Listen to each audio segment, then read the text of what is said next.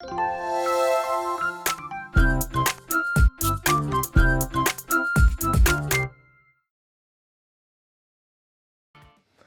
잠시 후 행복한 아침에서는 역사 속에 오늘은 어떤 의미를 갖는지 오늘의 역사 준비되어 있고요. 네, 그리고 맛있는 요리 쉽게 알려드리는 이보은의 사계식탁 이어집니다. 저희는 잠시 후에 다시 돌아올게요.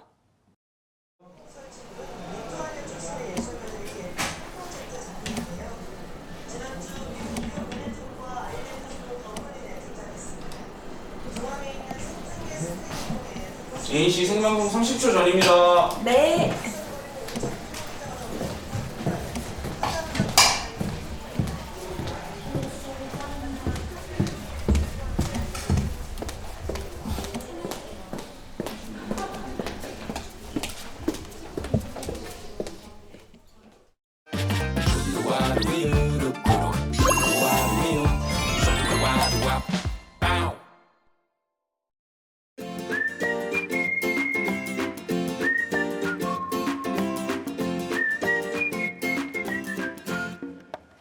안녕하십니까. 행복한 아침 이재용입니다. 안녕하세요, 장예인입니다. 오늘은 5월 16일 목요일이고요. 오늘의 역사 그리고 이보은의 사계식탁 이렇게 준비해놨습니다. 네, 오늘의 역사에서는 지금 이 시기 과거에는 어떤 일이 있었는지 역사 속으로 들어가 보겠고요. 이어지는 이보은의 사계식탁에서는 맛도 좋고 몸에도 좋은 밥도둑 장수 반찬 두 가지 준비했습니다. 저 벌써 목요일이네요. 행복한 아침 시작합니다.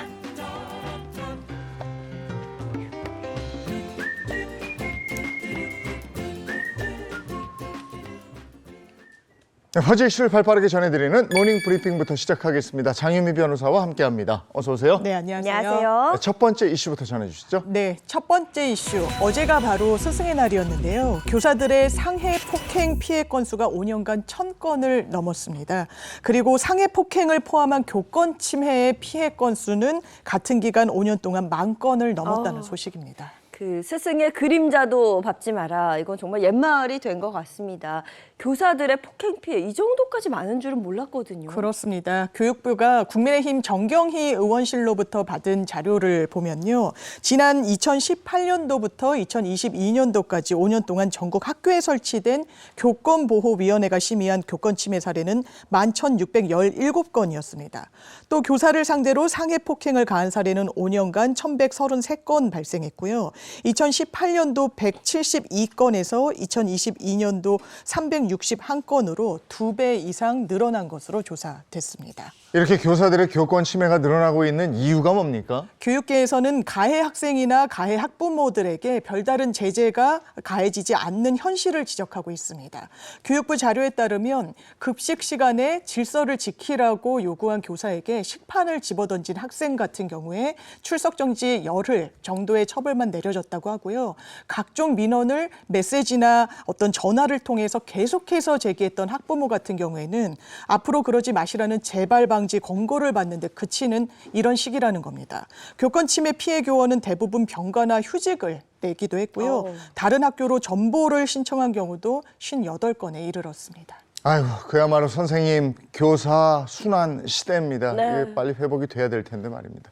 자, 다음 이슈 전해주시죠. 네, 두 번째 이슈입니다. 제주도의 한 골프장에서 카트가 연못에 빠지는 사고가 발생해 탑승하고 있던 50대 남성이 사망했다는 소식입니다. 네, 정말 안타까운 소식인데요. 어떻게 된 일인지 자세히 좀 전해주세요. 네, 지난 14일 오후 4시 50분쯤에 제주 서귀포시 남원읍 소재 골프장에서 50대 남성 A씨가 몰던 카트가 연못에 빠졌다라는 신고가 접수가 됐습니다. 당시 사고를 목격한 골프객들이 튜브를 던져서요. A씨와 동승자 B씨를 함께 구조는 했는데요. 동승자 B씨 같은 경우 크게 다치진 않았지만 A씨는 맥박과 호흡이 없는 심정지 상태로 심폐소생술 등 응급조치를 받았다고 합니다. 그렇지만 A씨는 출동한 닥터 헬기를 통해 제주 시내 병원으로 이송됐지만 이날 밤 11시쯤 끝내 숨졌습니다. 아니, 카트가 어쩌다가 연못에 빠지게 된 겁니까? 일단 경찰은 A씨의 운전 미숙을 좀 보고 있습니다. 캐디를 동반하지 않은 A씨가 카트를 제대로 운전하지 못해 연못에 빠진 것으로 현재로선 추정을 하고 있는데요. 정확한 사고 경위는 계속 조사할 방침입니다. 네. 네. 자, 다음 이슈 전해주시죠. 네, 세 번째 이슈. 2+ 등급 국내산 한우를 먹던 한 부부가 주사 바늘의 일부 조각을 삼켰다는 충격적인 소식입니다. 아니 이게 정말 위험천만한 소식인데요. 주사 바늘의 일부를 네. 한우를 먹다 삼켜요. 어허. 그렇습니다. 지난 14일 한 온라인 커뮤니티에는요. 소고기 먹다 주사 바늘 나왔습니다. 바늘 조각을 삼켰습니다. 라는 제목의 글이 하나 올라왔는데요. 당시 작성자 A씨는 인터넷 광고를 보고 구입한 2+ 등급의 한우 모듬 세트를 집에서 구워 먹던 중이었다고 합니다. 그러다 뭔가 딱딱한 게 씹혀서 뱉었는데 처음엔 작은 철심으로 보여서 옆에 뱉어놓고 계속 소고기를 먹었다고 하는데요. 무언가 또 씹혀서 뱉었더니 이번엔 주사 바늘침에 뾰족한 앞머리가 나왔다는 겁니다. 결국 A씨 혹시 바늘 조각을 삼킨 건 아닐까 너무나 걱정이 돼서 응급실에 가서 엑스레이 촬영을 하게 됐습니다. 그래서 엑스레이 촬영 결과는 어땠습니까? 예, 검사 결과 A씨 같은 경우에는 이상이 없었지만요. 배우자의 위장에서는 바늘 조각으로 추정되는 이물질이 발견됐다고 합니다. 더 안타까운 건 A씨가 소고기 판매업체에 연락을 했지만 저런 게 나올 리가 없다면서 사과 한마디 없었다는 거고요. 이후 저녁이 돼서야 업체 측은 환불해드리고 병원 영수증 같이 첨부해 주시면 우리가 비용을 내드리겠다라고 대응을 했다는 겁니다. A씨 같은 경우에는 삼킨 바늘이 내장에 찔리거나 아니면 박혀서 안 나오는 경우 어쩔지 신경이 쓰여서 밤잠도 제대로 못 이루고 있다. 이렇게 호소를 했고 남편은 현재 일도 못 가고 연차를 쓰면서 매일같이 병원에서 이 경과를 지켜보고 있는 상황이라고 밝혔습니다. 아니 이거 자칫 큰일 날 수도 있는 상황이었는데 네. 이 판매한 측의 대응이 너무 좀 이렇게 이 사람을 화나게 할 수도 있는 그런 대응이었습니다. 자, 무사히 잘 해결되길 바라고요. 다음 이슈 가겠습니다. 네 번째 이슈. 차를 탄 상태에서 음료나 음식을 살 수 있는 드라이브스루 이용하시는 분들 요즘 상당히 많으신데요. 이런 드라이브스루가 출근길이나 주말에 차량 정체를 유발하고 있다는 소식입니다. 네, 뭐 저도 종종 이용을 하고 있습니다만 그 코로나19 사태 이후에 대폭 증가하면서 소비자들에게 많은 사랑을 받고 있는 게 바로 드라이브스루거든요. 그런데 교통체증 유발을 야기한다는 건가요? 그렇습니다. 이런 민원이 많이 제기가 되고 있기 때문에 지난 1월 부산시 같은 경우에는 도로교통공단과 함께 드라이브스루가 실제로 차량 평균 속도를 얼마나 낮추는지 모의 실험을 시행을 했습니다. 실험 대상자는 평소 드라이브스루로 인한 차 막힌 민원 등이 많았던 세 곳이었는데요. 평일은 오전 8시부터 9시까지 출근 시간대, 휴일은 오전 10시부터 낮 12시까지 차량이 가장 몰리는 시간대를 기준으로 실험을 해봤다고 합니다. 그 결과 주말에는 최대 시속 10km까지 평균 통행 속도 차이가 났고요. 부산시는 시간 손실 등으로 인한 경제적 손실 비용도 매장별로 최대 시간당 43만 원까지 발생하는 것으로 나타났습니다. 야, 이 드라이브스루로 인한 정체 문제 이거 이미 한번 논란이 된 적이 있다면서요? 그렇습니다. 이 때문에 서울시 같은 경우에는요. 3년 전인 2021년도에 전국에서 최초로 안전시설 설치 의무화 등의 내용을 담은 드라이브스루 안전계획을 수립한 바가 있습니다. 제주도 같은 경우에는 지난해 1000제곱미터 미만 소규모 드라이브스루 매장에서도 교통 유발 부담금을 낼 수 있도록 제도를 개선해달라 이렇게 건의를 했는데요.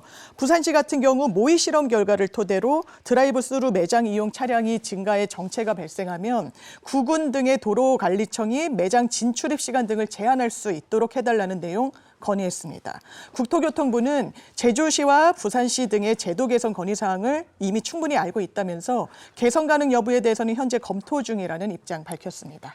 드라이브스루의 업종 특성상 차들이 잘 다니는 곳에 그 업장이 위치해 있는 곳이 많기 때문에 그렇죠. 이거 한번 정리가 필요하지 않나 싶은 생각이 드는데 잘 정리됐으면 좋겠고. 자, 모닝 브리핑 오늘 여기까지 하겠습니다. 장윤미 변호사와 함께했습니다. 고맙습니다. 감사합니다.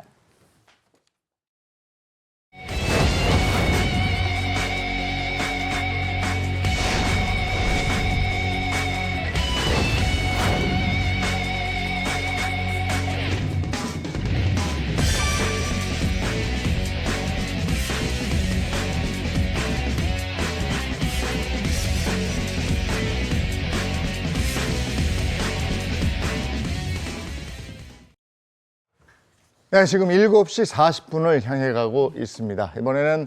오늘은 역사 속에 어떤 의미를 갖고 있는지 오늘의 역사 여러분과 함께 하도록 하겠습니다. 개그맨 정철규 씨 어서 오세요. 네, 오늘 목요일을 맞아서 시원하게 커트 한번 하고 왔습니다. 개그맨 정청입니다. 반갑습니다. 네, 반갑습니다. 우리를 역사 속으로 이끌어 주실 역사학자 이익주 교수님 반갑습니다. 네, 안녕하세요. 오늘도 재밌는 역사 이야기를 함께할 역사학자 이익주입니다. 와! 오늘은 먼저 언제로 돌아갑니까? 1929년 5월 16일로 갑니다. 어떤 얘기 해주시겠습니까? 네, 1929년 5월 16일은 세계에서 가장 권위 있는 영화 시상식 제1회 아카데미 시상식이 개최된 날입니다. 올해로 96년을 맞는 아카데미 시상식은 미국에서 상연된 영화를 대상으로 매년 열리는데요. 아카데미 상이 정식 명칭이지만 오스카상이라고 불리기도 합니다.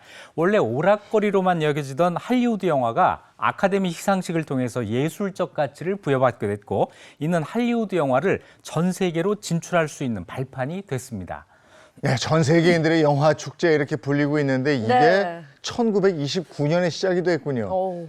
그로부터 한참 세월이 흘러 2020년 드디어 우리 기생충이 아카데미를 휩쓸었죠. 야, 정말 자랑스럽군요. 네, 대단했습니다. 네. 그리고 매년 어떤 영화가 이번에 아카데미를 휩쓸까 이런 설렘 반 기대 반 이런 곳으로 영화제를 보고 막 이러잖아요. 네, 그렇습니다. 그 어떤 영화 시상식보다도 화려한 볼거리가 많은 정말 즐거운 쇼라고 전 세계 사람들이 생각하잖아요. 그럼요. 근데 아카데미상 처음 어떻게 시작하게 됐을까요? 네, 1927년에 영화사 MGM의 설립자 루이버트 메이어가 자택에서 파티를 열다가 영화 협회의 필요성과 영화인 상을 만들어야겠다는 이야기를 처음으로 하게 돼요.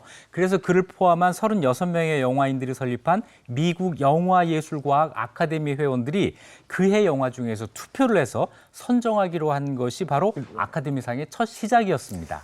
네, 지금 아카데미 시상식은 뭐 전 세계에서 주목할 정도로 뭐 모든 배우들의 축제의 장 같은 그런 분위기인데 처음 1회 아카데미 시상식은 좀 달랐다면서요? 네, 역사적인 제1회 아카데미 시상식은 1929년 5월 16일 미국 할리우드의 루스벨트 호텔에서 열렸는데요. 참석자 270명이 $5짜리 티켓을 사서 입장하는 프라이빗 디너 형식이었습니다.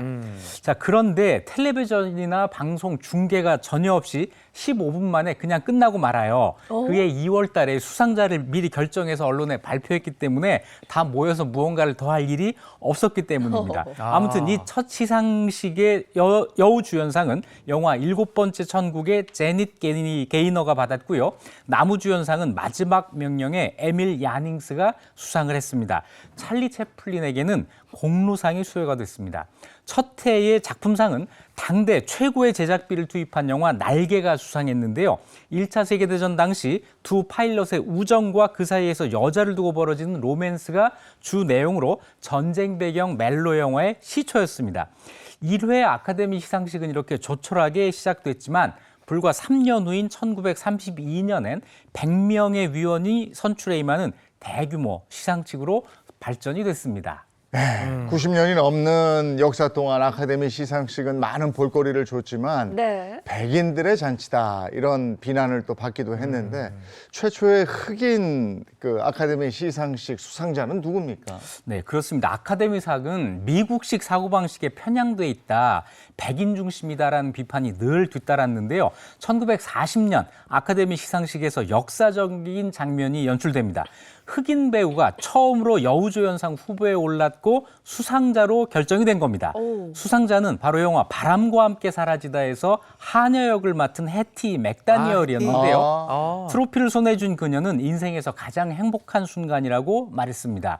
그녀의 혼자만의 행복이 아니라 모든 흑인들이 행복한 순간이었겠죠. 아카데미상 시상식 역사에서 최초로 흑인 배우와 참석과 수상이 이루어지는 순간이었습니다.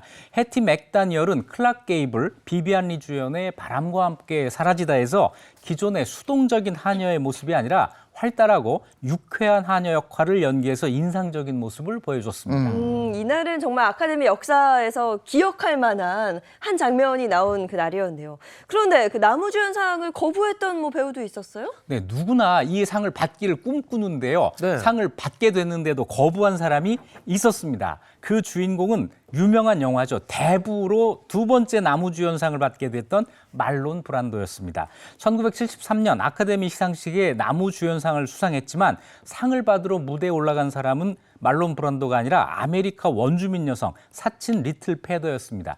그녀는 말론 브란도가 작성한 장문의 연설문을 읽기 시작했는데요. 그 전에 이렇게 말을 했습니다. 그는 이 상을 거부한다고 말했습니다. 할리우드 영화에서 미국 원주민 인디언들을 잘못 묘사하고 있기 때문입니다. 객석에선 야유와 박수가 동시에 터져 나왔고 혼란한 가운데 그녀는 2분 이상 단상에 머물지를 못했습니다. 그리고 무대 뒤로 가서 말론 브란도가 쓴 15장의 연설문을 기자들에게 읽어줬는데요. 우리는 200년간 그들에게 거짓말을 하고 그들을 속여 그들의 땅에서 쫓아냈으며 그들을 거지로 만들었다라는 내용이 들어있었습니다. 당시 말론 브란도는 TV를 통해서 이 광경을 지켜봤다고 하는데요. 이후 미국 원주민운동의 지도자들을 위해서 보석금을 내주기도 하는 등 미국 원주민운동에 앞장섰습니다.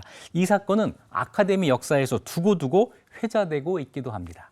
나무주연상을 거부한 말론 브란도. 정말 영화 속의 갓파더 같이 강단 있는 사람이구나 싶은 생각이 들고, 또 이렇게 아카데미 시상식을 보다 보면 다들 일어나서 기립박수를 막 치고 이러잖아요. 네. 맞아요. 제일 긴 기립박수를 받은 배우는 또 누구였는지, 수상자는 누구였는지. 네, 그 기록이 있는데요. 네. 아카데미 시상식 최장 기립박수 기록 찰리 채플린이 가지고 있습니다. 찰리 채플린이에요? 네. 역시. 1972년에 아카데미 특별상을 받게 돼서 무대에 섰는데 무려 12분 동안 박수가 끊이지 않았습니다. 인생은 가까이서 보면 비극이지만 멀리서 보면 희극이다라는 명언을 남기면서 영화 속에 웃음과 울음을 동시에 녹여낸 이 찰리 채플린은 냉전 시대의 메카시즘의 광풍 속에서 공산주의자로 몰려서 할리우드에서 쫓겨나야 했는데 그가 뒤늦게 복권되어서 할리우드 최고 무대에 섰을 때 이 박수를 받은 거죠. 채플린은 긴 박수가 끝난 뒤 수상 소감을 간단히 말을 합니다. 말은 아무 의미가 없을 것 같군요. 이게 전부였습니다.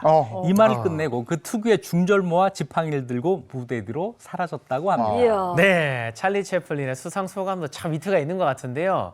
찰리 채플린은 그렇고 또 수상을 받기로 한 배우가 사망을 하게 되면서 그 시상식장에 못 나온 상황도 있었다면서요. 네, 그런 일도 있었어요. 주인공은 2009년 다크나이트로 나무 조연상을 받게 된 히스 레저인데요. 다크나이트에서 악역 조커 역할을 하면서 걸음걸이, 손동작, 말투, 표정까지 완벽한 조커 그 자체로 변신하죠. 배트맨이 주인공 영화에서 배트맨의 존재감을 압도하는 연기력을 보여줬는데요. 하지만 영화 개봉 직전에 약물 과다 복용으로 28살 나이로 예고 없이 사망을 합니다.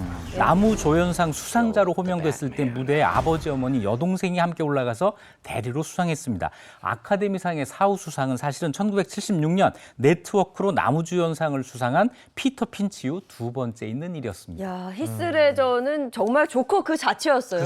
눈은 울고 입은 웃고 정말 맞아요. 최고의 연기를 보여줬던 배우였던 생각이 납니다. 그러면 아카데미 시상식 최다 수상은 누구였는지 궁금해요. 네, 우리가 다 알고 있는 영화들이죠. 배너, 타이타닉, 그리고 반지의 제왕 3편 왕의 귀환이 무려 11개 부분 수상의 기록을 가지고 있습니다. 아카데미상은 수상뿐 아니라 후보에 오르는 것만도 영광인데요. 최다 후보자는 월트 디즈니로 총 59번 후보에 올라서 22개 경쟁 부분에서 수상을 했고 그중에 4번이 공로상이었습니다. 여우주연상을 가장 많이 받은 배우는 무려 4번 수상한 캐서린 헵번, 가장 많이 후보에 오른 배우는 메릴 스트립, 21번 후보에 올라서 그중 3번 수상을 했습니다. 네. 자, 전 세계 영화인들의 축제 아카데미 시상식, 한국 영화도 2020년 아카데미상 사관왕을 휩쓸었고 기생충이 그랬죠. 그다음에 윤여정 배우가 여우 조연상을 받았는데요. 더 이상 남의 무대가 아닙니다. 앞으로도 더 재밌는 볼거리가 가득한 시상식으로 우리를 즐겁게 해줬으면 좋겠습니다. 아울러서 우리 영화가 더 많이 수상할 수 있게 되기를 기대해 봅니다. 좋죠. 네. 영화는 정말 많은 사람들에게 큰 울림을 줘요. 네. 맞아요. 자, 다음 역사로 가보겠습니다.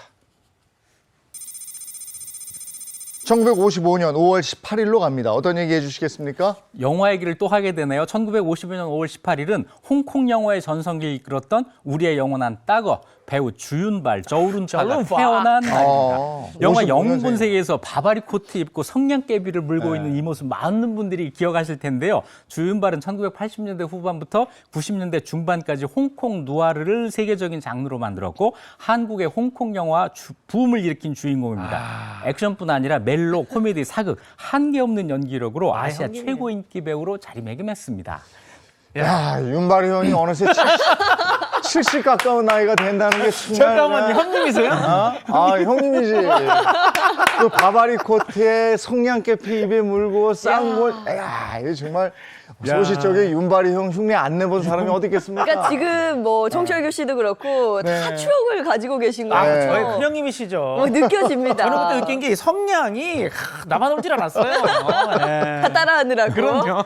그러면 궁금한 야. 게 처음에 어떻게 연기를 시작하게 됐을까요? 네, 주윤발 1955년에 홍콩에서 태어났는데요. 어린 시절 아버지가 돌아가셔서 가정 형편이 어려워서 나중 인터뷰에 따르면 먹을 것만 있으면 괜찮았다. 밥이 있는 날은 아주 신이 났을 정도였다. 이렇게까지 이야기를 합니다. 생계 때문에 중학교를 중퇴하고 우편 배달부, 구두 닦기, 공장일, 카메라 파는 일, 사무보조, 호텔 웨이터, 택시 운전사 거의 안 한 일 없이 하면서 생계를 이어갔는데요. 그러던 중에 친구의 권유로 1972년 연극 배우로 데뷔를 했고 1980년 드라마 상해탄이 인기를 끌면서 스타가 됐고 1984년에 영화 등대 여명으로 아시아 영화제와 대만 금마장 나무주연상을 받게 됩니다.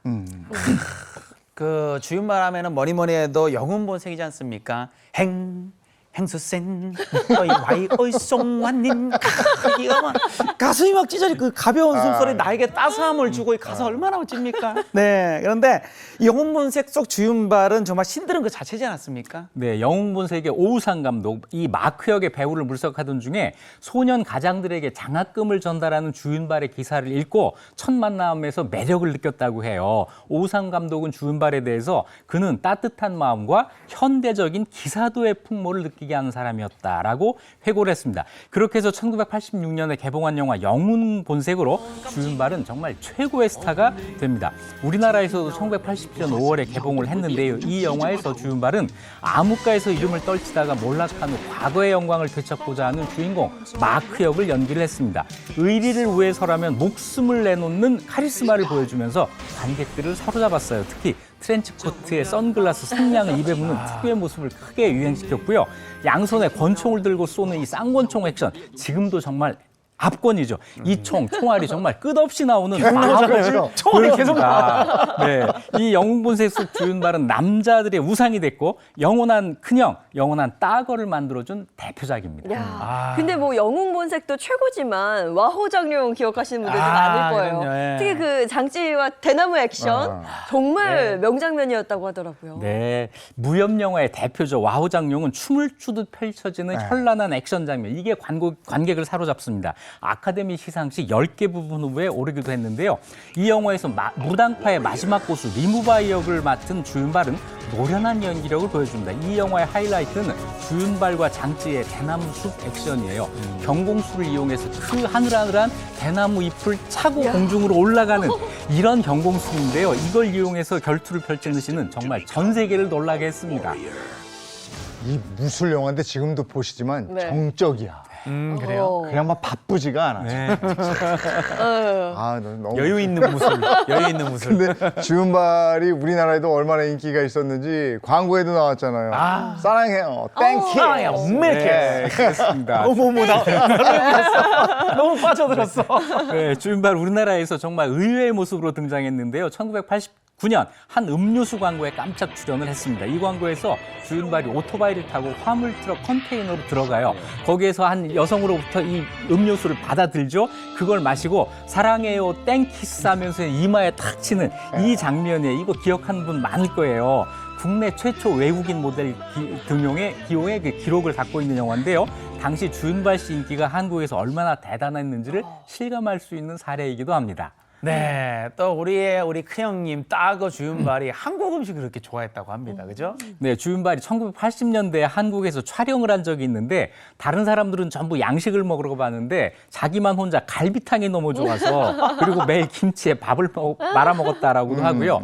한국의 추위가 적응이 안 돼서 매일 밤 남대문에서 따뜻한 번데기를 사 먹으면서 이겨냈다고도 합니다.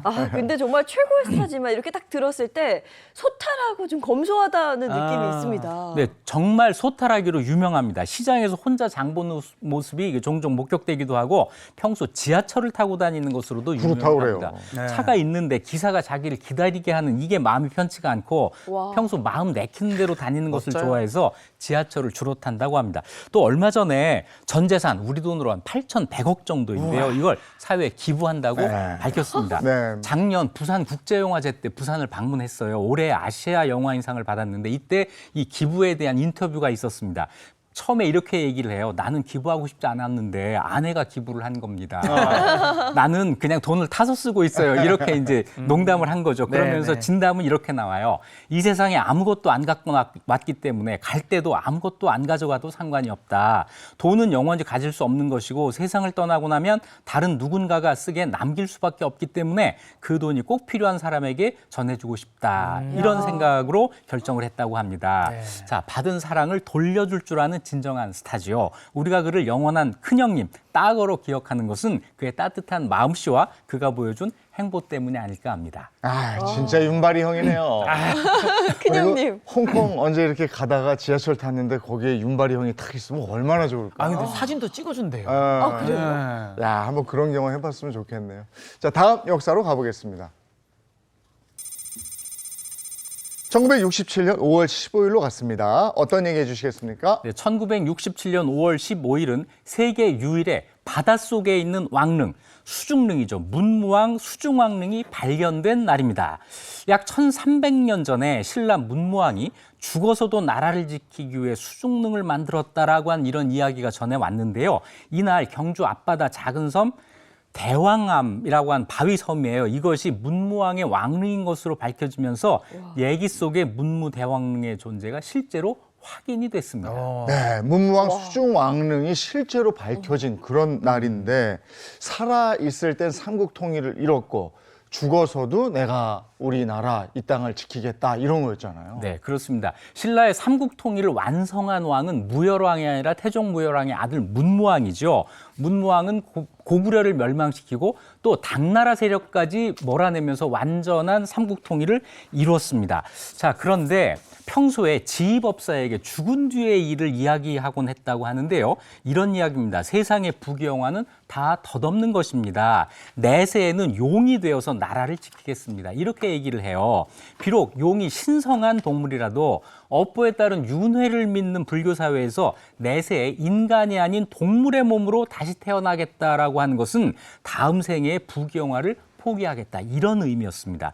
재위 21년 만인 서기 681년에 세상을 떠났는데 죽으면서는 불교식 장례에 따라서 화장을 하고 동해에 묻어주면 내가 용이 되어서 동해로 침입하는 왜구를 막겠다라고 하는 유언을 남겼습니다. 네, 이 땅을 지키겠다는 그 의지가 대단했습니다. 왜구를 물리치기 위해서 절도 지었다고요? 네, 부처님의 힘으로 왜구를 물리치기 위해서 경주 바닷가에 절을 짓기 시작했는데 완성을 보지 못하고 눈을 감습니다. 문무왕의 아들 신문왕이 아버지의 뜻을 이어서 절을 완성했는데 절 이름을 가문사, 아버지의 은혜에 감사하는 절이라고 하는 의미로 그런 이름을 지었습니다. 문무왕이 죽어서도 용이 되길 바랬잖아요. 그래서 그 용이 이 가문사에 드나들 수 있도록 가문사 연못과 동해바다 사이에 수로를 와서 이 용이 다닐 수 있는 길을 만들어 놓습니다. 지금은 가문사는 전부 폐사가 됐고 절터만 남아있고 절에 가문사지 3층 석탑이라고 하는 똑같이 생긴 두 개의 탑이 남아 있습니다. 그러면 어떻게 이 문무왕 수중왕릉이 발견이 되고 또 세상에 알려지게 된 겁니까? 네, 1964년 10월 24일에 신라 오학 학술조사단이 문무왕릉에 대해서 조사를 하다가 문무대왕릉이 현재 대왕암 바위라고 하는 사실을 밝히게 됩니다. 조사단이 둘레 200m 정도의 바위섬 대왕암에 대해서 실측 조사를 하게 됐는데 1967년 5월 15일 조사를 통해서 문무대왕릉의 발견이 이루어진 겁니다. 이 바위를 위에서 보면 거의 정확하게 동서남북 방향 십자 형태로 인공 물길이 조성이 돼 있어요. 가운데에는 마치 석관의 뚜껑이나 고인돌처럼 보이는 거북 모양 바위, 이 복개석이 있고 바위 안쪽에 마련된 공간에 사방으로 물길을 낸 것은 부처님의 사리를 보관한 탑 형식에 비유되곤 합니다. 이런 것들을 토대로 대왕암이 문무대왕릉임을 공식 확인하게 되었던 것입니다. 그러면 저 복개석 아래에 무슨 저 유골상자나 부장품 이런 게 묻혀 있고 이런 겁니까? 원래 발표 당시엔 그런 게 있을 거라고 기대를 했어요. 그런데 열어보지는 못했죠. 그런데 그 다음에 비파괴 검사, 이걸 부수지 않고도 볼 수 있는 이 탐사 기술이 나오게 되면서 새로운 발표가 나오게 되고 처음에 발표에 약간의 오류가 있었다고 하는 것이 확인이 됩니다. 원래 수중릉한 복개석 밑에 부장품이 존재할 거라고 많이 기대를 기대를 했었는데 서기 2000년에 지하2가 전자 탐사를 해보니까 단단한 안반이 있는 것으로 확인이 됐습니다. 어떤 그 부장품이 없었던 거죠. 네. 자, 그래서 문무왕 유골은 대왕암 아래에 묻힌 게 아니라 유골을 화장해서 대왕암 주변에 뿌렸을 것. 이 가능성이 더 높아지고 있습니다. 유골을 뿌린 대왕암을 문무왕을 기리는 정식 성지로 만들기 위해서 바닷물이 잘 통과할 수 있도록 물길을 십자가 형태로 낸 것이다라고 한 설이 유력합니다. 자, 문무왕을 제대로 추모할 수 있는 묘를 해중릉식으로 만든 것이죠. 네. 이전까지는 그 경주에 있는 다른 왕릉을 문무대왕릉이라고 추정하기도 했다고요. 네, 지금 경주에 가보시면 괴릉이라고 하는 신라 왕릉이 있는데요. 조선 후기까지도 이 괴릉이 문무왕릉이라고 알고 있었고 사실은 1967년 이전까지도 괴릉에 문무대왕릉이라는 표지를 세워뒀었습니다. 그러다가 이 대왕암이 문무대왕릉이라고 하는 것이 밝혀지면서 괴릉은 문무왕의 8대 뒤왕 원성왕의 능이라고 고쳐지게 됐습니다. 네. 근데 요즘에는 이 문무대왕릉이 일출 명소로 굉장히 또 유명하다 그래요. 네, 문무대왕릉은 동해바다를 볼 수 있는 경주에 숨겨진 일출 명소로 이름을 날리고 있는데요. 문무대왕을 볼 수 있는 대가 따로 있습니다. 이견대라고 하는 대가 있는데 거기에 올라가서 문무대왕릉을 보면 해가 떠오르는 순간 바위와 햇빛이 조화를 이루면서 오묘한 신비감을 드러냅니다. 마치 죽어서도 나라를 지키고자 했던 문무대왕의 꿈을 거기에서 보는 것 같은 그런 착각이 들 정도인데요. 눈을 감을 때까지 나라를 생각했던 문무대왕, 경주에 가시면 꼭 문무대왕릉에 가셔서 그래요. 호국 정신을 한번 느껴보시는 것도 좋을 것 같습니다. 저도 이번 주말에 경주 가려고 그러거든요. 저희 가서 한번 보시면 봐야 되겠네. 되겠다. 오늘 이거 아주 잘 알려주셨어요. 고맙습니다. 다음 역사로 가보겠습니다. 1991년 5월 14일로 갑니다. 어떤 얘기 해주시겠습니까? 1991년 5월 14일은 마오쩌둥의 네 번째 부인이자 중국 공산당 역사상 가장 위험한 여성 정치가 강청, 장칭이 사망한 날입니다. 장칭은 마오쩌둥의 아내이자 동지로 피해 숙청을 불렀던 문화 대혁명을 주도했는데요.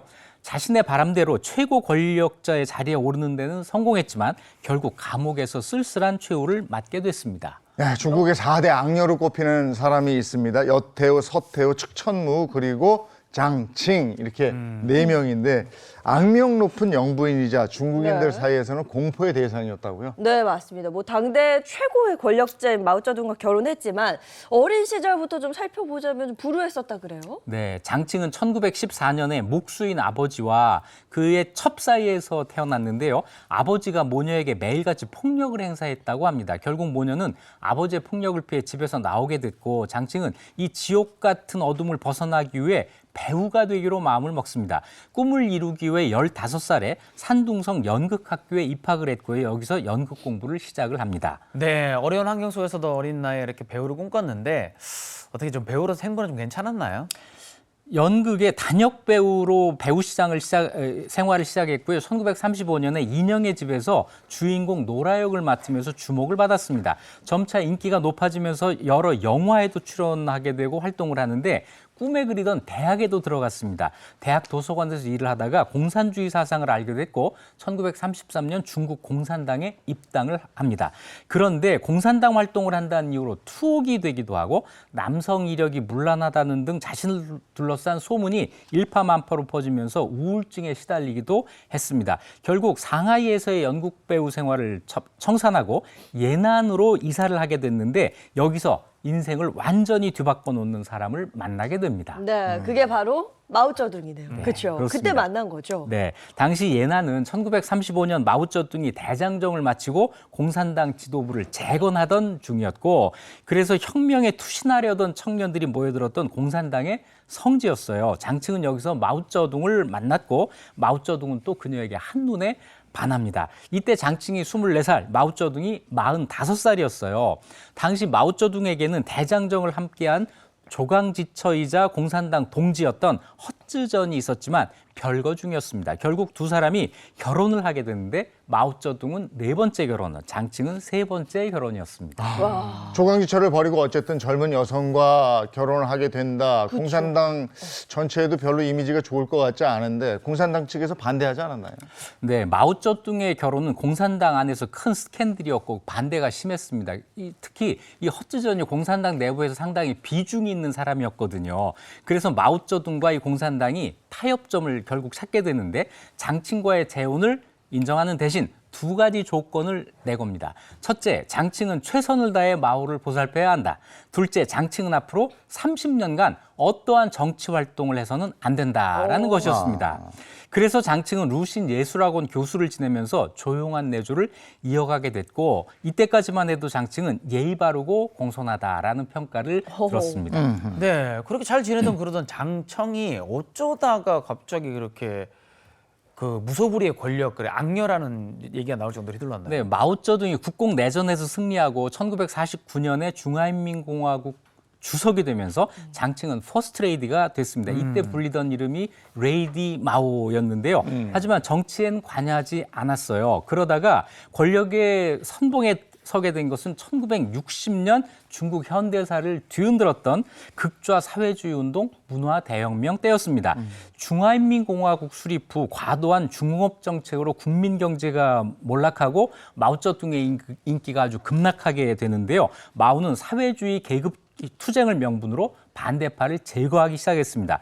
마오쩌둥은 이때 장칭을 내세워서 문화대혁명이라는 것을 추진했고 그녀는 문화대혁명의 지도자가 되어서 막강한 권력을 손에 쥐게 됩니다.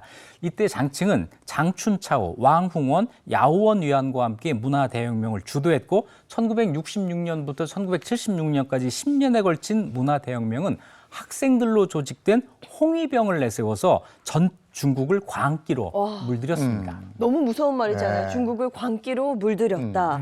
특히 장증은 그 마오쩌둥을 보필한다는 구실로 엄청난 악행들을 일삼았다고요. 네, 이 권력을 사적으로 행사하는 게 문제가 됐는데요. 장칭은 자기가 배우 활동을 할 때 자기가 하고 싶던 역할을 가로챈 왕잉이라는 여자를 잡아들여서 고문을 했어요. 결국 왕잉은 형무소에서 사망했습니다.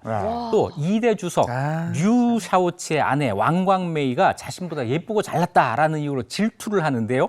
왕광메이의 이름에 아름다울 미자가 들어가요. 이것 때문에 미국의 간첩이다라고 몰아서 감옥에 가뒀고 이때 얼마나 고문을 했는지 왕광메이가 풀려났을 때는 제대로 걷지도 못했다고 합니다. 또 왕광메이의 자식을 옥사시키기도 했어요.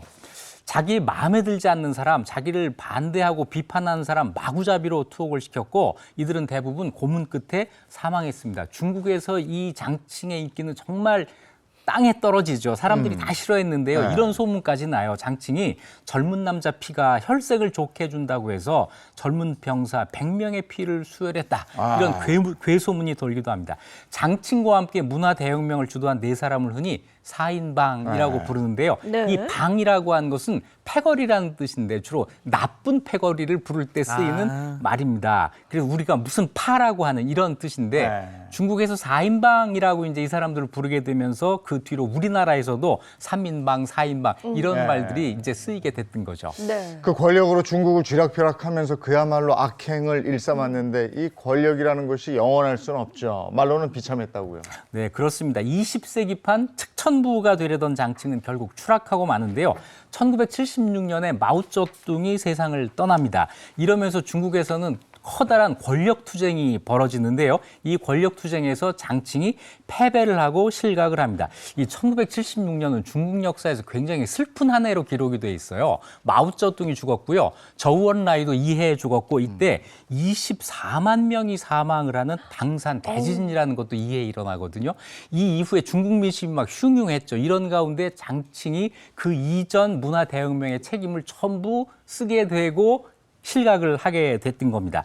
장칭이 실각하면서 등소평이 그 자리를 대신하게 되고 그 이후에 개혁개방으로 나가게 되는 거죠. 1980년 11월에 시작된 4인방 재판에서 장칭은 사형 선고를 받았지만 곧 종신형으로 감형이 됩니다.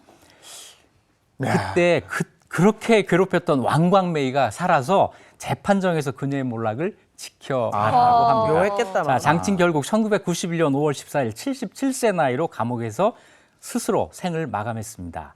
마오쩌둥의 부인으로 대륙을 한때 호령했던 권력자 장칭은 결국 이렇게 초라한 최후를 맞았습니다. 권력 무상이다라는 말을 정말 생각나게 하는 사례가 되겠습니다. 야, 중국 문화 대혁명의 광기의 핵심이었네요. 장칭이라는. 장칭. 네. 네, 그렇군요.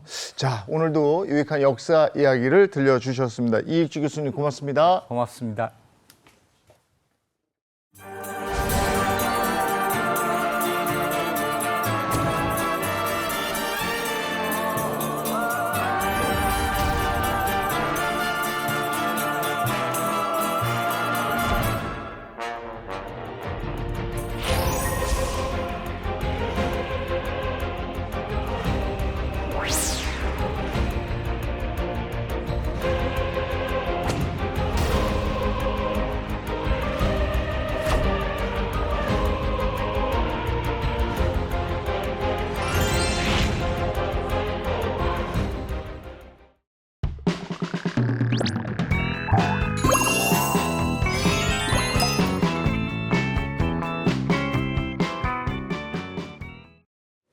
네, 이번에 사계식탁 시간입니다. 이번 선생님 어서 오세요. 안녕하세요. 안녕하세요. 아, 요새요, 반찬을 좀 먹을 때, 아, 요거 먹으면 내가 조금 건강하게 좀 잘 지낼 수 있을까라는 반찬들 있죠. 네, 네. 뭐 있으세요? 요즘에 이제 아무래도 제철이니까 네. 제철 나물들이나 나물들. 예. 네. 아니면 요즘에 꽃게도 제철이죠? 아우, 제가 어제 네. 그 꽃게 먹었잖아요. 아, 그래요. 그런 거 제철 맞습니다. 음식들이죠. 제철 네. 음식들이 가장 좋은데, 네. 우리가 반찬을 하다 보면은요, 장수 반찬이 있어요. 왜냐하면 장수 식재료가 있거든요. 그래서 제가 오늘은요, 정말 특별하게 밥도둑 장수 반찬 2가지를 알려드리려고 합니다. 오. 첫 번째 장수 식재료는 바로 열무입니다. 우리가 보통 지금 열무가요, 뭐 열무 물김치, 열무 겉절이, 열무 김치 굉장히 많이 드시는데 저는 오늘 이 열무 가지고 된장 나물을 만들어서 뭐 비빔밥에도 올려 먹고 밥에도 그냥 올려 먹도록 이렇게 후뚜루마뚜루 다 드실 수 있도록 만들 거고요. 또 하나 장수 식재료는 바로 표고버섯입니다. 표고버섯 향도 굉장히 좋잖아요. 그리고 많은 분들이 표고버섯 향은 정말 너무들 사랑한다고 하시는데 이 표고버섯에다가 아삭아삭한 마늘종과 함께 같이 볶음을 할 거예요. 정말 밥도둑이겠죠. 네. 한 가지를 먹더라도 제대로 장수 반찬으로 즐기시는 게 가장 좋은 것 같습니다. 네, 이게 점점 이렇게 좀 건강에 좀 신경을 좀 쓰게 되는데요. 네. 그래서 뭐 장수 이런 거에 관심이 많아지는데 우리 그 열무하고 표고는 워낙에 건강에 좋다는 얘기가 많잖아요. 네. 그러니까 음식으로 건강을 한번 채울 수 있는 거 잘 한번 맞습니다. 보겠습니다. 자, 이제 열무 된장나물 먼저부터 준비를 할 건데요. 열무가 이렇게 싱싱하게 준비가 돼 있습니다. 요새 열무가요. 이게 굉장히 뻣뻣할 것 같잖아요. 네. 여릿여릿하면서도 굉장히 달고 싱싱합니다. 이 열무에는 비타민, 미네랄이 굉장히 풍부할 뿐만 아니라 이게 면역력을 증강시켜주는 효과가 있고요. 또 항산화 성분이 굉장히 풍부하거든요. 그래서 세포를 보호하고 또 노화 방지에도 아주 좋기 때문에 열무는 제철에 꼭 드셔주셔야만 하는 우리 식재료이기도 합니다. 이 열무는요, 일단 이렇게 앞부분을 이렇게 좀 준비를 해왔는데 우리가 보통 열무 그러면 한 단 이렇게 준비를 하잖아요. 근데 열무가 한 단에 한 1.2kg에서 1.5kg 정도 되거든요. 그러면 저 같은 경우에는 한 3분의 1만 쫙 덜어내서 나물을 만듭니다. 네. 나물을 만들 때 일단은 이 앞부분에 있는 요거 무는 좀 잘라내야 되겠죠. 왜냐하면 이 무를 잘라내야지 나중에 열무김치 할 때 요 무를 조금 더 넣어서 우리가 시원하게 깍두기처럼 드실 수가 있거든요. 네. 요렇게만 준비를 해주세요. 그리고 보통 이제 열무는요, 억센줄기는 좀 떼어내서 뭐 말리기도 한다고 하는데 요새 열무는 너무 야들야들해가지고 떼어낼 게 없어요. 그냥 다 쓰시면 돼요. 네. 자, 이렇게 준비를 해주시고요. 그 앞에 무가 참 귀엽네요. 그렇죠? 그렇죠. 예, 땡글땡글하니. 땡글땡글하고 그쵸? 자꾸. 자, 이렇게 이제 준비가 됐으면 이제 끓는 물에 한번 데쳐줘야 되는데 아직 물이 안 끄니까 네. 저는 다른 거 먼저 준비를 하겠습니다. 저 열무를 이제 된장나물에 무칠 때 같이 무치면 좋은 식재료가 있어요. 그게 뭔지 아세요? 뭘까요? 잘 어울리는 게 뭐가 있을까? 우리가 보통 이제 잔멸치 또는 밥새우 이런 것들이 있는데요. 건어물하고 같이 버무려 드리면 훨씬 더 맛있거든요. 그래서 제가 오늘 요 밥새우를 조금 준비를 했습니다. 이 밥새우 같은 경우에는 한 30초 정도 이제 냉장고에 넣었다가 뺐으니까 요거를 조금 볶아주는 게 좋아요. 그래서 이렇게 밥새우를 좀 볶아주세요. 아, 밥새우가 뭐지 할 텐데 여기 보시면 새우가 이렇게 조그매요. 그래서 요거 그냥 우리 보통 이제 어머님들이 요거 밥새우 조금 건강하게 밥 위에다가 좀 올려서 비벼 먹어라 하시면서 좀 주실 때도 있고요. 네. 요거 그냥 간장조림 같은 거 할 때도 있거든요. 저 같은 경우에는 감자조림 할 때, 두부조림 할 때 이렇게 밥새우 올려 드시면 훨씬 더 건강을 챙기실 수가 있습니다. 요거 너무 센 불에서 볶아주시면 이 밥새우가 탈 수가 있으니까 처음은 센 불로 준비를 하셨다가 나중에는 약한 불에서 이렇게 좀 볶아주시는 게 좋아요. 이렇게. 네. 그 볶으면서 이제 좀 스며들어 있는 잡내를 좀 날리는 거죠. 그렇죠. 네. 그리고 이 밥새우가 워낙 고소합니다. 맛있을 것 같아요. 네. 자, 이렇게 다 됐으면 요거를 이제 어디에다 두느냐 조금 식혀야 되겠죠. 아무래도 된장 나물이니까 나물에다가 밥새우를 같이 하려면 요 밥새우가 살짝 식은 상태로 들어가야지 훨씬 더 고소한 맛도 많이 나고 뜨거운 기운이 없어서 나물이 금방 상하지가 않습니다. 그거 요렇게 준비를 하고요. 그다음에 지금 이렇게 보니까 물이 좀 끓고 있어요. 요거는 그냥 물이 아니고 쌀뜨물이에요. 쌀뜨물을 하는 이유는 뭐냐면 우리가 어머님들이 열물을 많이 손으로 만지면 풋내난다 그러죠. 그렇기 때문에 맹물에다 하는 것보다는 쌀뜨물에다가 데치는 게 좋은데 데칠 때 소금을 조금 넣어서 데치면 훨씬 더 파랗게 잘 데쳐지겠죠. 네. 소금을 좀 넣어주시고요. 자, 이제부터 넣습니다. 자, 예인 씨. 네. 이거 그냥 푹 담글까요? 아유, 아니죠. 어떻게 할까요? 제가 볼 때 순서가 있어요. 네. 어머. 잎을 먼저 넣으면 안 돼요. 네. 너무 흐물흐물해지기 때문에 네, 네. 줄기 먼저. 맞습니다. 네. 줄기부터 이렇게 해서 참 기다려야죠. 잘했어요. 아는 거 나오니까 그냥 너무 자신 있게. 신이 나죠, 막. 자, 이렇게 해서 잎보다는 줄기가 먼저 담가지게끔 이렇게 준비를 해주세요. 네. 네. 근데 불은 센 불로 계속 유지를 해주시고요. 쌀뜨물이기 때문에 조금 뿌옇죠. 네네. 그리고 아랫 부분에 있는 이 줄기가 조금 스며들어서 낭창낭창하게 이렇게 좀 데쳐질 때 우리는 뭘 하느냐 바로 이렇게 구겨 넣고 눌러주고. 위쪽에 있는 잎도 같이 이렇게 넣어주세요. 항상 보면 데칠 때 그 소금을 넣었던 것 같아요, 그죠? 네. 그래요? 왜냐하면 이게 네. 초록초록이 돼야지 되니까 아무래도 좀 싱그럽게 데쳐지라고 이렇게 좀 넣어줍니다. 자, 그러면 우리가 보통 시금치나 쑥갓이나 뭐 이런 것들은 데칠 때 시간을 저희가 얘기를 해드리죠. 근데 열무 같은 경우에는 요 데칠 때 요렇게 들어봤을 때 손으로 딱 눌러봤을 때 열무가 이렇게 넣어지는 게 있어요. 손톱이. 네네. 근데 이건 아직 안 들어가요. 아직, 그러니까 이렇게 넣고 나서 한 1분 정도 이렇게 좀 데쳐주시는 게 좋아요. 네. 그리고 보통 이제 요새 열무 비빔밥 많이 잡수시잖아요. 열무 비빔밥 드실 때도 요 나물로 해서 잡수시면 훨씬 더 맛있어요. 왜냐하면 요 아까 제가 말씀드렸잖아요. 항산화 효과가 있다고. 물론 김치에서 발효로 드시는 것도 굉장히 좋은 일인데 이렇게 데침을 해서 된장 나물로 해가지고 밥에 올려서 비빔밥이나 아니면 열무밥도 있어요. 이렇게 데친 다음에 쫑쫑쫑쫑 썰어요.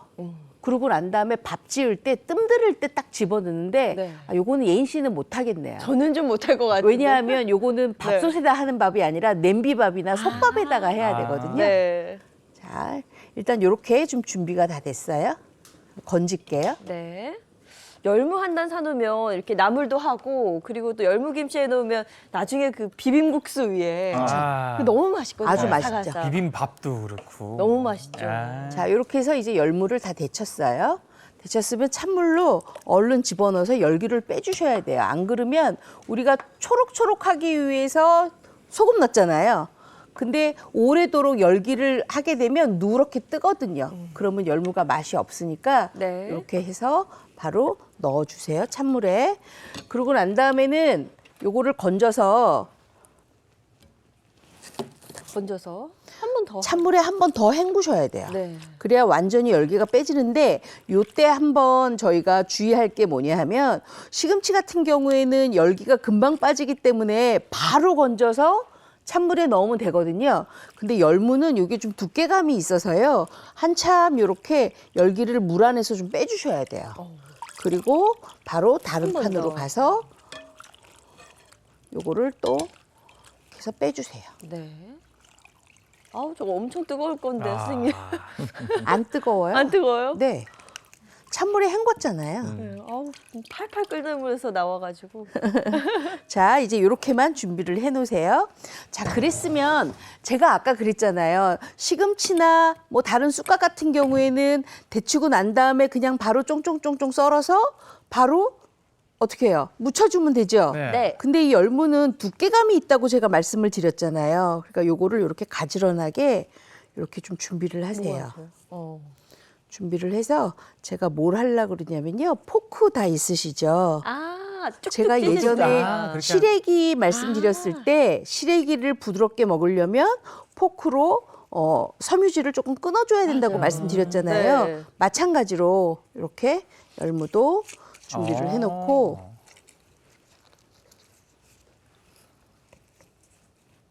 편편하게 펴요. 더 먹기 좋게. 네, 포크 하나 준비하세요. 아. 이렇게 아. 긁어주세요. 이렇게 하면 더 먹기도 좋고. 그렇죠. 저 부드러워지는 부드럽고. 거죠. 네. 근데 잎 쪽으로 말고 줄기 쪽으로만. 이건 다 떨어져 버리겠네, 그죠? 네. 아. 그럼 연해지죠. 그렇죠. 많이 연해지죠. 이렇게 놓고 또 여기도 제가 해놨던 이렇게 좀 거. 미리 좀 해놨어요. 네. 이것도 이렇게. 그렇게 양 많이 해도 괜찮아요? 네. 제가 힘이 세요.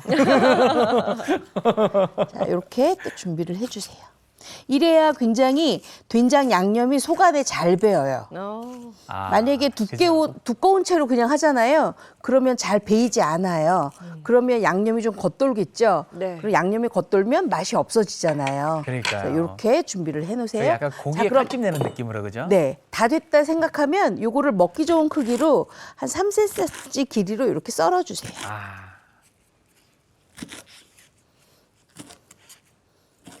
저 크기가 딱 저걸로 비빔밥에 먹을 때도 숟가락이 얹혀 네. 들어가면 너무 좋아요. 자, 그랬으면 여기에다 이제 담아야 되는데 담기 전에 우리가 뭘 할 거냐면 양념장을 먼저 만들어주는 게 좋아요. 비빌 때, 버무릴 때 양념장을 아예 이 그릇에다가 만들어야 그릇을 왔다 갔다 안 해도 되잖아요. 자, 그랬으면 된장을 좀 넣어야 되니까 시판하는 된장 넣으셔도 되고요. 아니면 집된장 넣으셔도 되는데 이거는 지금 시판하는 된장이에요. 네. 시판하는 된장에는 약간의 단맛이 있어요. 단맛이 있다는 거 감안을 하고 이제 쓰시는 게 좋고요. 여기에다가 다진 파하고 다진 마늘. 다진 마늘은 조금만 넣어주시면 돼요. 보통 일반적으로 우리가 양념할 때 다진 마늘을 한 큰술 넣었다 그러면 된장을 쓰는 다진 마늘이면 반 큰술만 넣으시면 돼요. 그 정도로 왜냐하면 된장의 향이 마늘을 많이 넣게 되면 좀 없어지거든요. 그 없어지는 걸 방지하기 위해서 이렇게 하세요. 그다음에 네.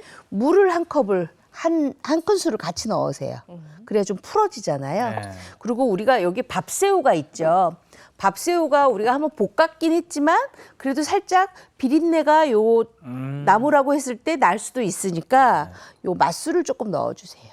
그리고 색깔을 좀 넣어주는 게 예뻐요. 여기 고춧가루. 고춧가루도 넣어주세요. 그래서 요걸 잘 섞어요.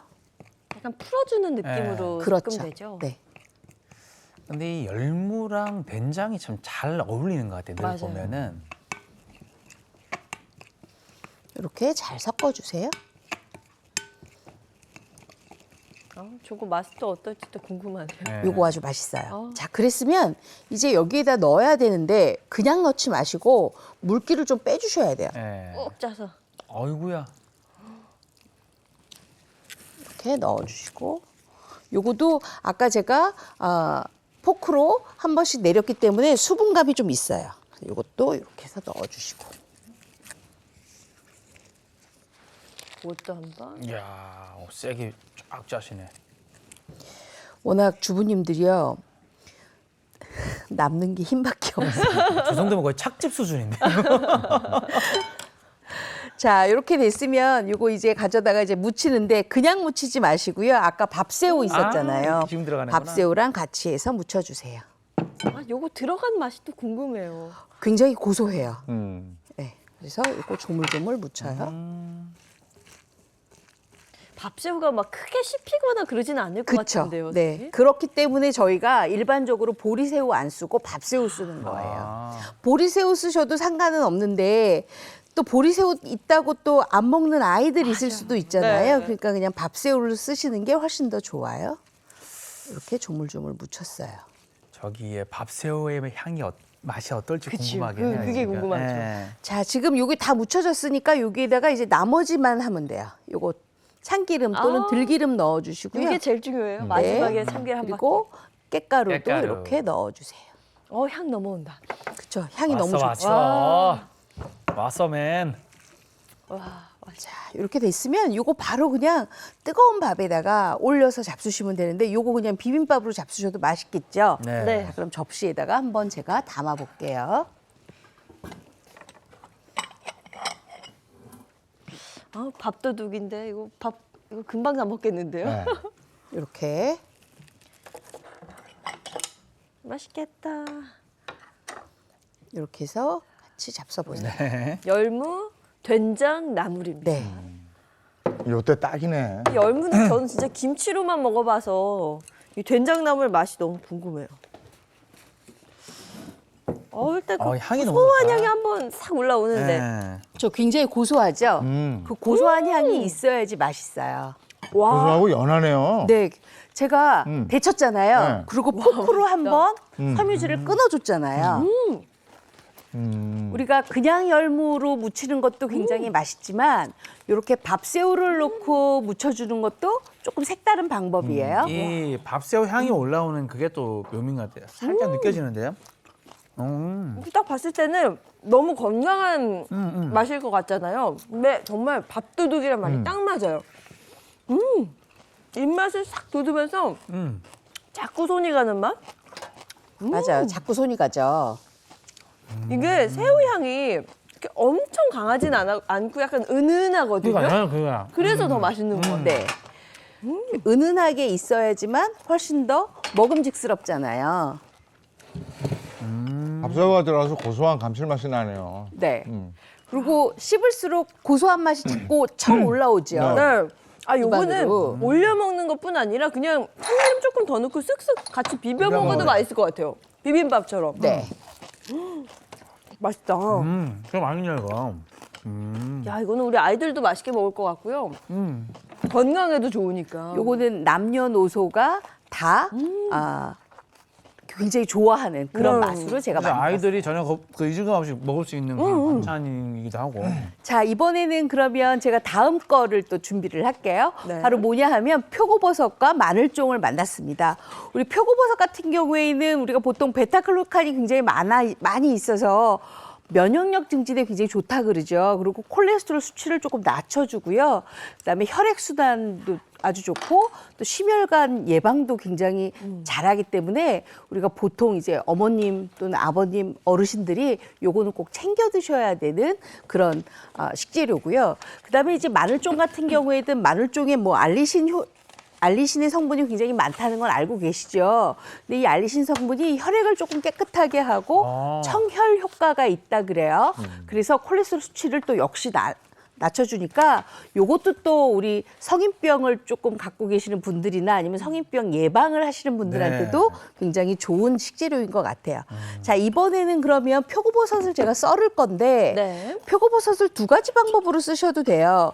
요 안쪽에 있는 갓 부분에 있는 먼지를 잘 털어내고요. 그리고 흐르는 물에 한번 후딱 씻어 놓으세요. 네. 그리고 요 중간 부분에 있는 기둥을 떼어내지 말고 밑둥만 살짝 잘라내세요. 그렇게 하고 나서 요거를 6등분하는 방법이 있어요. 요렇게, 요렇게, 요렇게, 요렇게. 요렇게 썰어도 괜찮고, 왜냐하면 이 방법은 씹는 식감을 조금 더 좋게 하는 방법이에요. 네. 근데 나는 그렇게 안 하고 그냥 채 썰어서 하시고 싶다 하시는 분들은 이렇게 그냥 0.3, 4cm 정도로 이렇게 채 썰어서 준비하셔도 괜찮아요. 아, 식감 살리려면 또 썰는 방법이 다르네요. 네. 만약에 나는 그냥 마늘종하고 부드럽게 같이 먹고 싶어요 하신 경우에는 이렇게 썰어주시고요. 아, 나는 무엇보다도 표고버섯인데 그래도 표고버섯 하면 그래도 씹는 맛이 있어야 되니까 네. 씹으면서 그 안에 있는 표고버섯 즙을 많이 꺼낼래 하시는 경우에는 이렇게 6등분으로 썰어주시는 게 좋아요. 이렇게. 오늘은 요거 제가 다 해서 해드릴 거예요. 아, 식감도 느끼고 네, 맛도 그쵸. 좋네요. 자, 그래서 표고버섯도 이렇게 준비가 됐습니다. 이것도 같이 준비가 됐어요. 자, 근데 제가 이렇게 썰어드리잖아요. 그러면은 식용유를 조금 더 많이 먹어요. 아, 왜냐하면 버섯이 지금 생표고버섯이기 때문에 안쪽에서 식용유를 조금 많이 빨아들이거든요. 그러니까 그거는 조금 주의를 해서 쓰시는 게 좋고요. 네. 그 다음에 쓸 게 뭐냐, 바로 마늘종이에요. 이 마늘종은 이렇게 야들야들 하잖아요. 네. 요새 마늘종이 한창 제철이라 아주 맛있는데 이 마늘종은 이렇게 해서 표고버섯 길이와 비슷하게 썰어주시면 돼요. 이렇게. 저 마늘종이 그렇게 맛있더라고요. 그쵸. 마늘종이 정말 이게 씹으면 씹을수록 맛있고 맞아요. 그다음에 아삭아삭한 그 식감이 좋잖아요. 향도 좋고. 그쵸. 요 마늘종 같은 경우에는 요새 장아찌도 많이 담가 놓으시고 그렇기 때문에 이렇게 준비를 하시는 게 좋아요. 생마늘 좀 고추장에 이렇게 아, 찍어서 그렇게 먹어도 찍어만 먹어도 맛있죠. 저게 또 맞아요. 멸치하고 잘 어울려요. 맞아요. 맞아요. 예전에는 마늘종 찍어 먹으면 냄새 난다고 꼭 양치해야 된다 그러는데 지금 마늘종은 굉장히 단맛이 많이 나서 예, 괜찮습니다. 계량 좀 된다고 그래요? 요게 저장을 하면 할수록 수분이 빠져요. 수분이 빠지면 매운맛이 올라오거든요. 그래서 마늘종이 살짝 매콤한 거예요. 자, 그랬으면 이제 요거 붉은 고추도 좀 색깔을 내는 게 좋잖아요. 색깔을 내는 게 좋으니까 요렇게 조금 다져서 준비를 해주세요. 자, 그랬으면 이제 다 준비가 됐거든요. 한번 볶아볼까요? 자, 후라이팬을 달궈주고 그다음에 식용유를 조금 넣어주세요. 저 버섯은 식용유에 볶으면 식감도 고기 같고 그렇죠. 너무 맛있거든요. 자, 그랬으면 제가 아까 뭐라 그랬어요? 식용유하고 식용유가 좀 표고버섯에 잘 흡수가 된다고 말씀드렸잖아요. 네. 그래서 여기 참기름을 좀 같이 넣어주세요. 아, 향이 잘 배도록. 그쵸. 네. 자, 그리고 다진 파만 넣어주세요. 제가 왜 마늘을 안 준비했냐면 마늘종이기 때문에 다진 파만 넣었어요. 자, 그래서 이렇게 준비해놓고 그다음에 여기에다가 마늘종을 넣으세요. 아, 그리고- 버섯을 먼저 넣으시는 게 아니라 그렇죠. 왜냐하면 버섯을 먼저 넣으면 기름을 버섯이 먹으니까. 다 먹어버리니까 아. 이렇게 해서 간장을 좀 넣어주세요. 이걸 볶아요. 아, 소리. 소리가 벌써부터 맛있네요. 맛있죠? 네.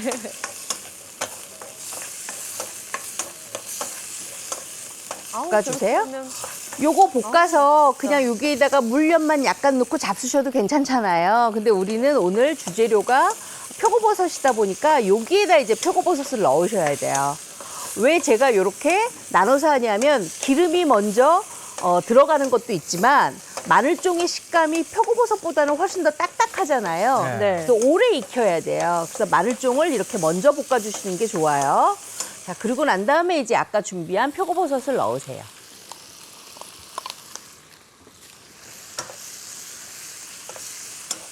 와, 야, 비주얼이 뭐.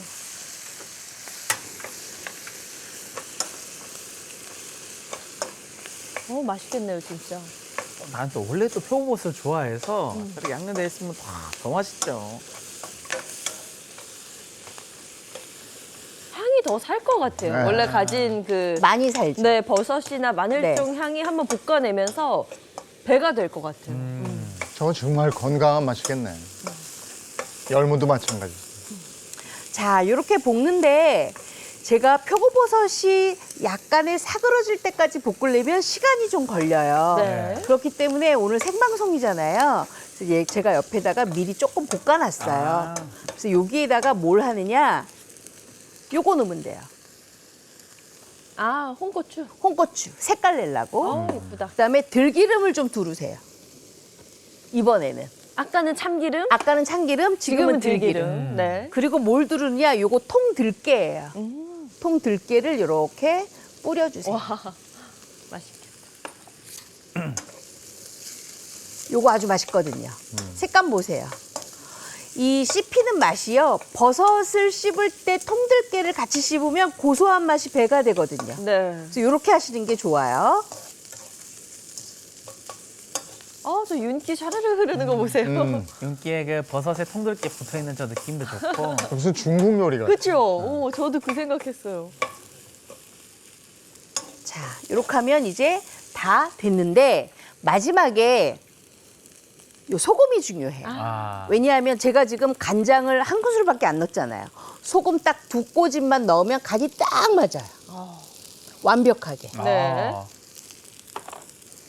그래서 요 소금 2꼬집 넣고 다시 한번 이렇게 볶아주세요.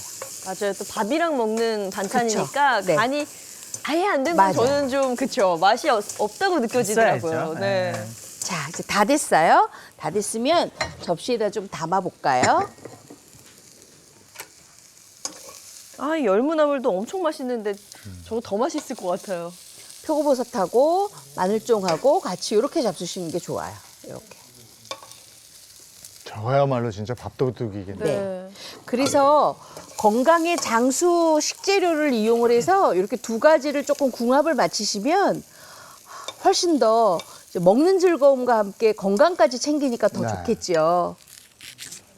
오늘 제가 좋아하는 건 다 나오네요. 뭐. 감사합니다.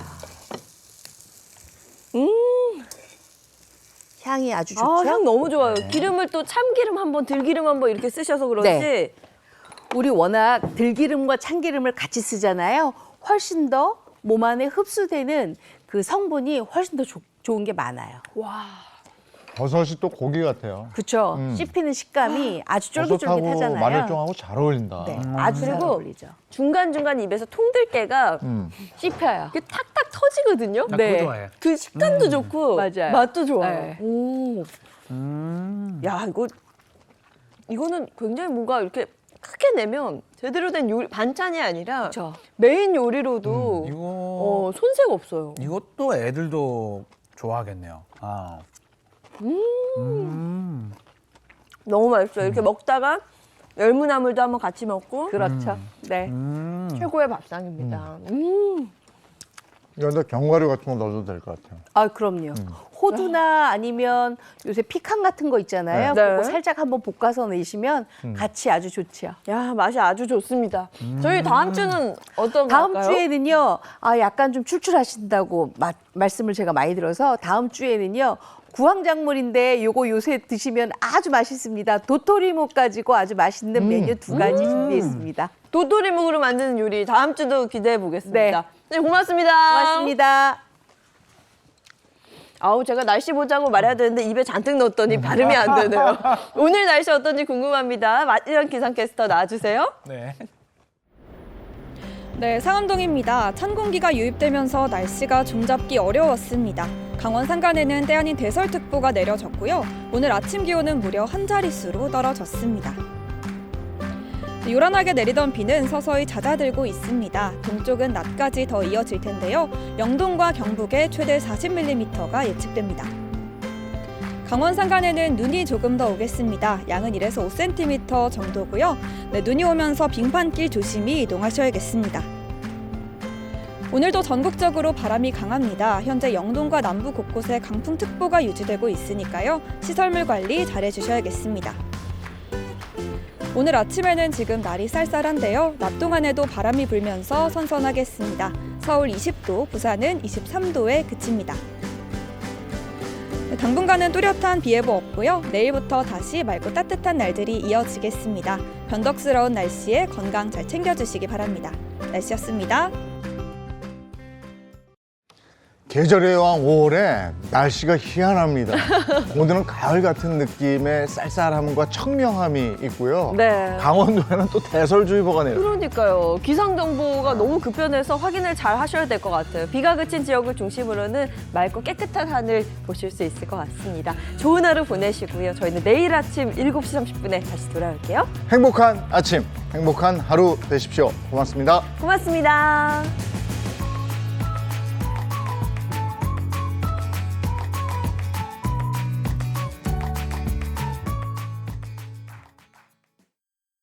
채널 A